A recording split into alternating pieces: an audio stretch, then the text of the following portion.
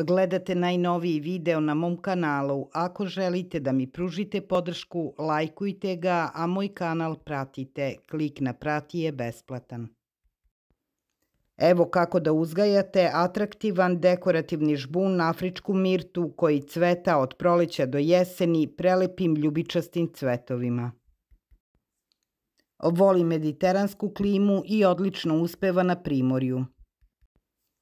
Kod nas se uglavnom uzgaja u saksijama, ali se može posaditi i na zaštićeno mesto i zaštititi ga tokom zime malčem i agrilfolijom.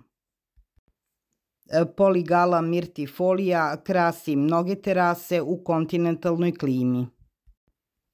Lepo dolazi do izražaja njeno lišće plavo-zelenog sjaja i kompaktni rast grma.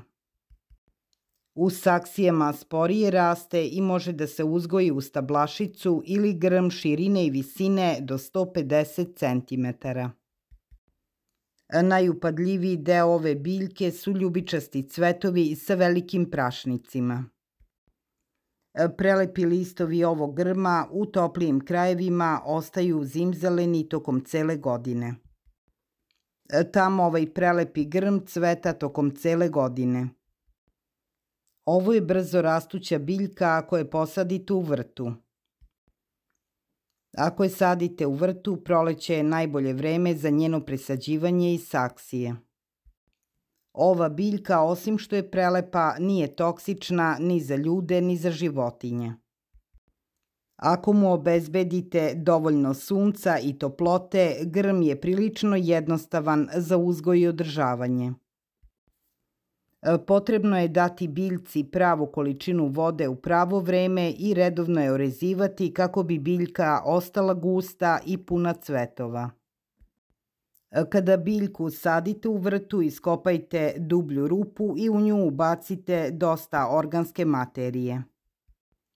Najčešće je to kompost, zatim preko njega stavite zemlju koju ste iskopali i posadite biljku na visinu na kojoj je bila u saksiji. Ovaj grm može da toleriše širok spektar tipova zemljišta, ali najbolje uspeva na dobro dreniranom i bogatom tlu. Dok se ovaj grm formira, redovno ga zalivajte, posebno tokom letnjih meseci. Kada se dobro uspostavi i ukoreni, postaje otporan i tolerantan na kratke suše. Ipak ga redovno zalivajte da se ne bi osušio. Ova biljka se malčira i na proleće i na jesen pred zimu.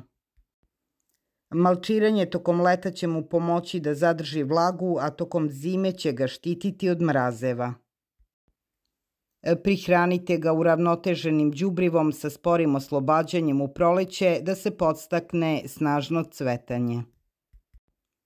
Grm koji je posađen u vrtu đubrite i krajem leta, a u saksijama ga đubrite svakog meseca. Kada se završi period cvetanja, grm orežite.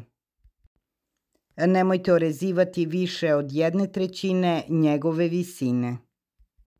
Razmnožava se mekim reznicama početkom leta. Skinite reznicu dužine 10 do 15 cm koja ima bar 2 para listova, ali da bude bez cveta. Donje listove uklonite, umočite reznicu u cimet i posadite u vlažan supstrat. Saksiju sa reznicom prekrijte providnom najlon kesom i stavite je na indirektno svetlo dok se ne ukoreni. Pošto je ovaj grm hibrid, ne može se razmnožavati iz semena. Zimi saksiju sa mirtom unesite u zaštićen prostor na temperaturu 10 Celzijusovih stepeni. Mirtu u bašti dobro pokrite malčem i obmotajte je agrilfolijom. Ovaj grm ne napadaju ni bolesti ni štetočine osim biljnih vaši.